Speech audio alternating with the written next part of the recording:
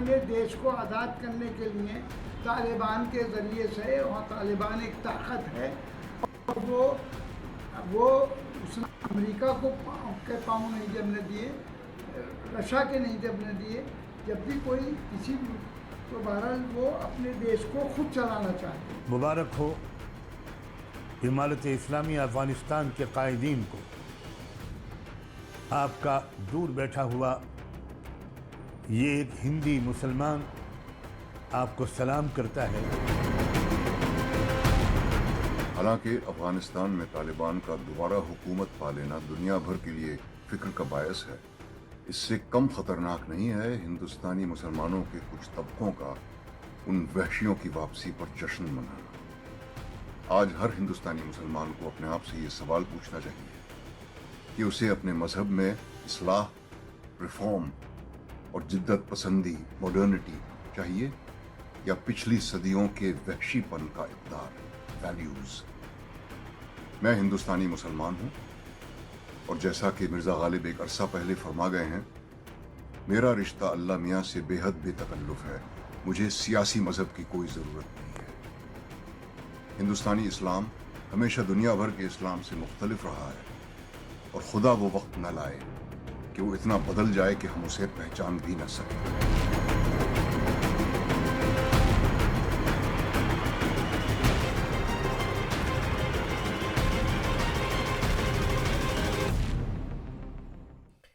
Everyone, you're watching News Epicenter with me, Marya Shakil. I am an Indian Muslim.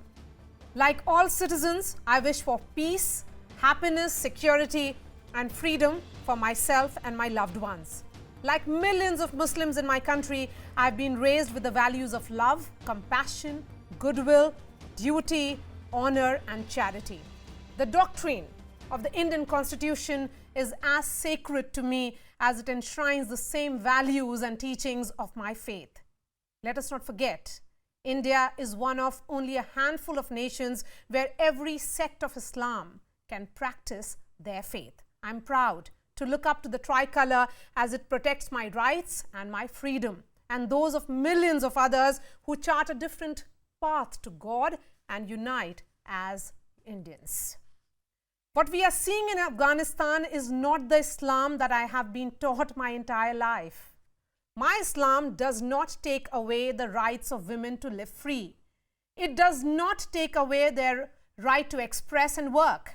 It does not see their dignity and empowerment as haram or anti-Islam. It does not treat them as slaves, as mere cattle who can be sold off for sex and servitude by men who believe it is God's will or Allah's will. My Islam does not silence others with the threat of violence. It does not intimidate to enforce its will. My Islam does not condone barbarism. There is nothing holy and no honor in reigning with tyranny. These scenes from war-torn Afghanistan, this is not my Islam. This is not the Islam that has thrived in India. It is shocking to see some prominent Muslims of the country speak out in support of the Taliban, calling their overthrow of the Afghan government a freedom struggle, a victory for the exploited and downtrodden through the power of faith and belief. That is completely skewed. They call their reign of tyranny the will of Allah. That is not true. Nothing can be more insulting to Indian Muslims, and that sentiment was echoed by veteran actor Naseeruddin Shah. He called the Taliban a global threat, yet highlighted that the apologists are as dangerous. He raised the pertinent point that each Indian Muslim must ask themselves, do we want terror or reform? Do we want modernity or medieval values? I completely agree with him that every Muslim has a unique relationship with Allah. And he quoted Ghalib by saying that we don't need a regime of faith. Indian Muslim and Indian Muslim is unique, and it has to be protected from radicalism. The Taliban's brand of Islam has no place in my India, and the apologists have to be called out. Joining me first on the show is Arif Muhammad Khan, Governor of Kerala, one of India's leading Islamic scholars. Arif Saab, thank you so much for your time. There is a section of Indian Muslims, and you've heard them, who are applauding the Taliban's takeover, while there are some influential voices who are regretting it and seeking reforms and progressive interpretation of Islam itself. When Taliban ruled between 1996 and 2001 in the name of Sharia, and they did not let women step out, study or pursue their careers, Muslim leaders, particularly the clergy and the AIM, All India Muslim Personal Law Board, in the name of faith, are seen to be advocating more stringent conduct for women. The orthodox interpretation is clearly not in sync with our times. I want to know, for the benefit of our viewers, what is the correct interpretation? Is there scope of reform? And who will initiate that? The first Muslim century, you will see women. Read the history. There's nothing else to do. Read the history. You will see women participating in all walks of life. So I do not know if all these actions, whether they are of Muslim Personal Law Board, they are of some other people, if they can be attributed to Islam. Yes, orthodoxy, yes. And, I feel ashamed and I feel sorry for what these people are talking about. But this is not the first time. Now what they are doing, they are only sort of providing justification for whatever has happened earlier or is happening now, I do not know, in Afghanistan. But there is nothing new about it. You know that the chief of the Darul Uloom Deoband, Sir Sayyid, wrote a letter when Aligarh College was set up. Right. Sir Sayyid was criticized everywhere by these people. Sir Sayyid declared that my views shall not become part of the syllabus in Aligarh. And then finally he wrote a letter to them saying that he had already said that my views will not become part of the syllabus. But now he said that please you come, form a committee and you decide the syllabus. And in theology, we will teach whatever you will prescribe. The head, two persons, including the head of the Deoband at that time, their reply was, it is such a shameful reply. They said that we know that even Shia students will be admitted into Aligarh.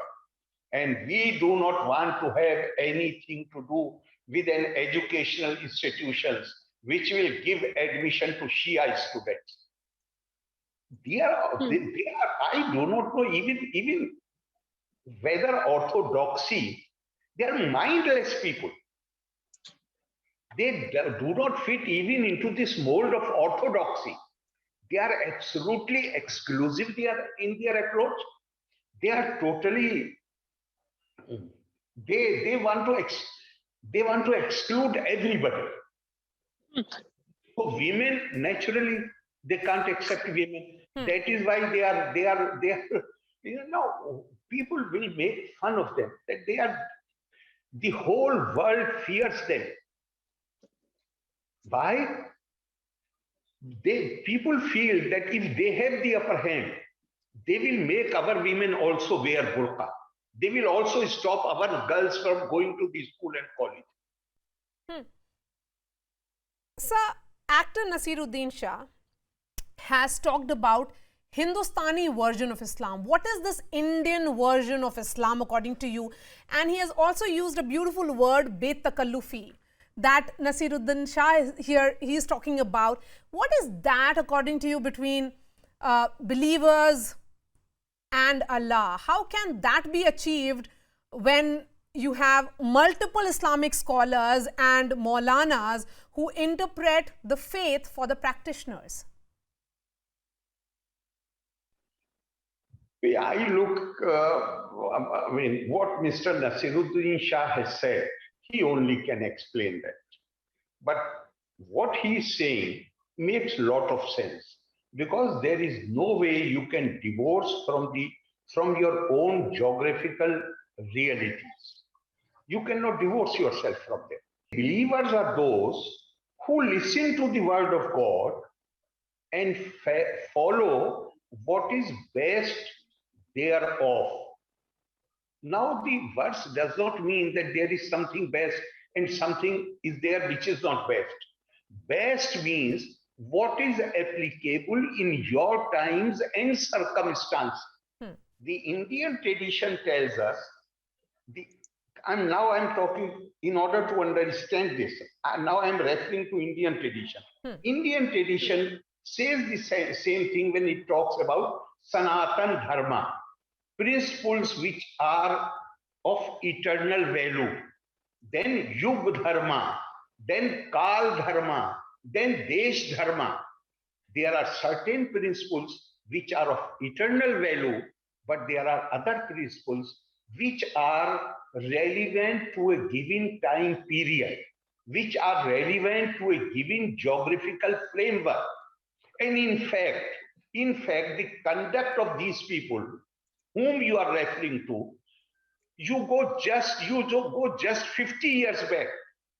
They won't allow anybody wearing trousers and shirt to enter the mosque.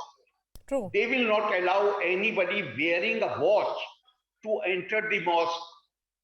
They will say that if you learn English, then you will cease to be a Muslim. But after every 30 years, they revise their opinions. True. They not only revise their opinions, but now something else they say that Sir Sayyid has said it beautifully. Yes. Sir Sayyid has said that I wanted to work only for the educational improvement of those who are deprived of education. But my problem is, when I say something, do this, then they come with the argument that this is against religion. When I say something that abstain from it, they say this is exactly in accordance with the provisions of religion. He said I was left with no option but to argue from the standpoint of religion that what you are saying is obligatory. That is not so. And what you describe as something against religion, then I am quoting from the religion to show that this is not against religion. Acquisition, knowledge is not against religion. Okay, Arif Saab, how is the Indian or Hindustani version of Islam different from Islam that is practiced in, say, Saudi Arabia, Middle East, Turkey, Indonesia, Pakistan, and now in Afghanistan? What makes us so distinguished?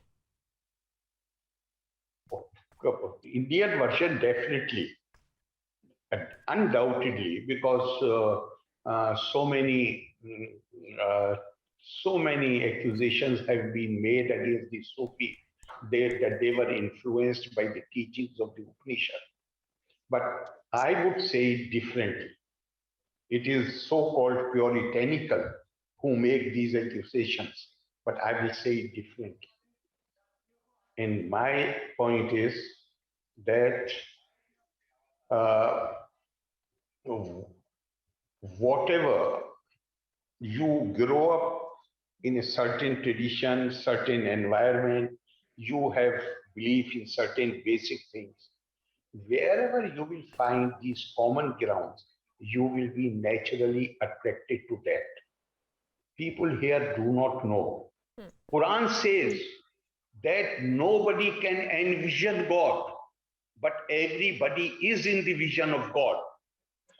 So the teachings, or rather the Sanatan Siddhant, the eternal principles which everybody says are the same, they appeal to people who study these scriptures. When I read the famous Arab historian Masudi, who is 9th century historian, I was stunned to read. He says, please be clear in your mind that Indians are believers in sturdy, robust. They have the concept of one and one God only.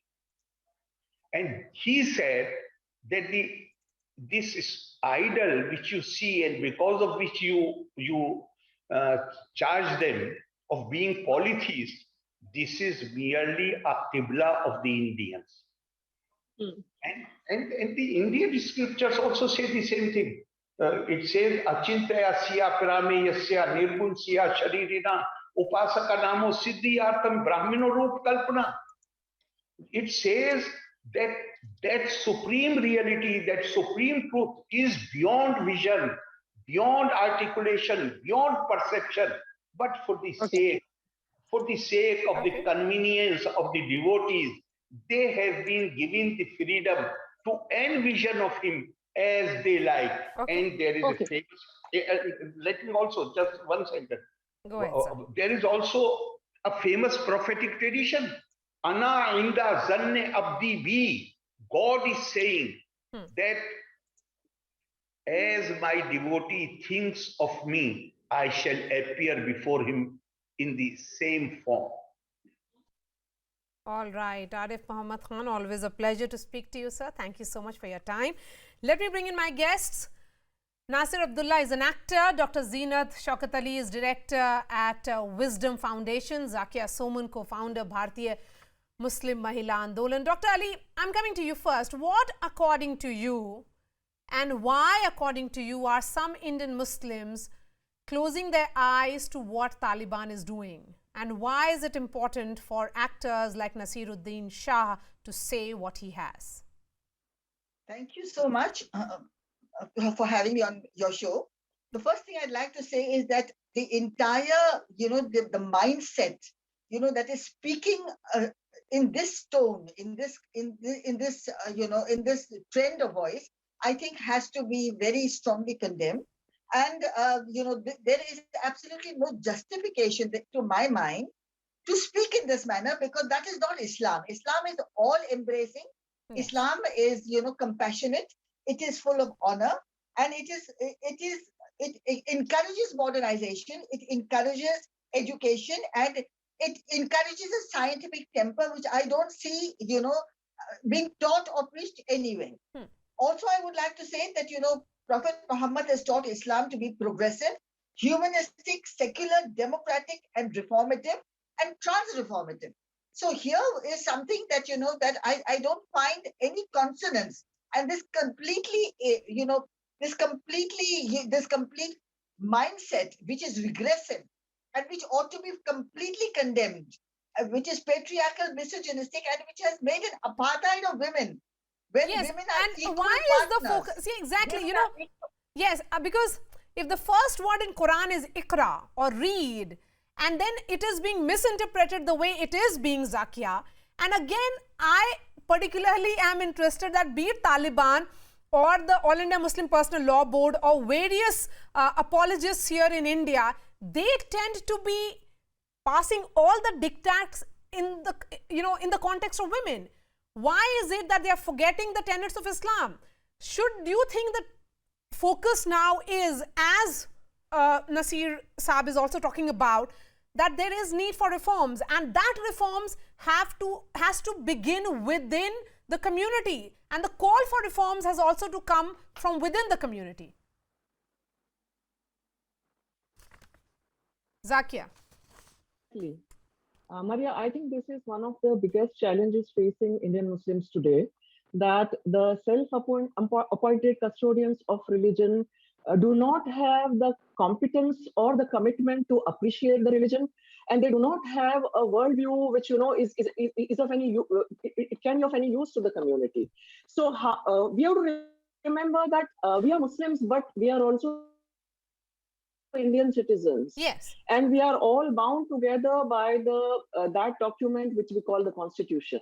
So we cannot say that when we are getting, when there is mob lynching happening or when there is love jihad law happening, that is we remember the Constitution. But when it comes to equal rights of the girls and of women, then we start talking about Sharia. So that is not acceptable. And the Taliban is a primitive force, is a misogynist force. And whoever amongst the personal law board, they have identified with the Taliban and they've applauded the Taliban, I think it has to be condemned.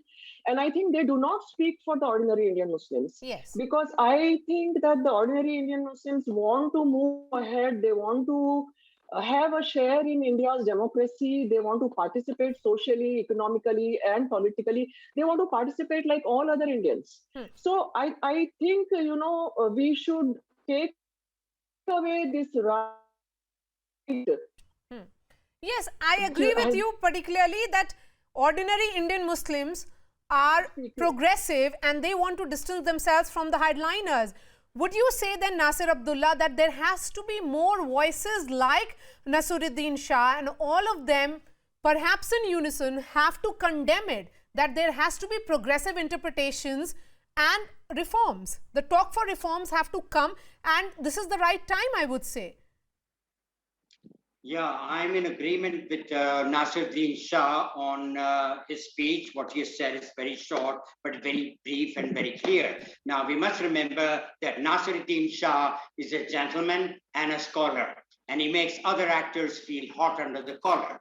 This is in jest, but anyway, the fact remains that it is very unfortunate that there has been a revisitation by the Taliban into power, and one is hoping against hope and with hope that they do not indulge in heavy-handedness with the women folk. They will throw everything back by 30 years or more, I don't know, 50 years. It is unfair. And in a way, I agree with the Maulanas, what they are saying, in a way, that they have got the power back. The Taliban have got the power back. And it was the Americans who were the insurgents. They came with some theory that Osama bin Laden is hiding here. And there was a lot of rubbish, frankly, in my opinion. But because the Americans say it, it has to be true. I don't really think so, but that's another story. Yes. I'm still not with the Taliban. I don't agree with their attitude towards the people who want an education, women who want to work. I mean, why not? It has been proved that they are as good, if not better at times than men. Yes. So what is the problem? And they've been created equal in the eyes of the Lord, Allah. So they are manhandling, manipulating the religious, the text and everything else, in my opinion, and making it very Islamic and also thinking they're the superior ones, etc. It is not that. They must understand. Okay, that I have exactly 20 seconds for Dr. Zeenat Ali. Dr. Zeenat Ali, you know how important it is for Indian Muslims to completely distance themselves from these very hardline opinions coming out from All India Muslim Personal Law Board and likes of that Member of Parliament of Samajwadi Party, Shafiqur Rahman Barq? I think they have to completely... Thank you for that question, Maria. Thank you for that. Thank you for that question. I would like to say that Indian Muslims must distance themselves completely, because this is jargon. It has nothing to do with Islam. And you know what the Taliban are actually doing, according to me, in many ways is very anti-Islamic, like you pointed out, education. The ink of the scholar is more sacred than the blood of the martyr. And the first revelation of the Quran is to do with education. When a person opposes girls going to school, and when the Prophet has said it is the religious duty of every man and woman to seek knowledge, they are not following Islam. Absolutely. And whatever they are following has to be put down. They have to be shown the way. Absolutely. And it is the Indian Muslim... Zeenat, I've really come to the end of this discussion. Thank you so much for joining us, Nasir Saab, and also Zakia Soman. That's all from me. Thanks so much for watching.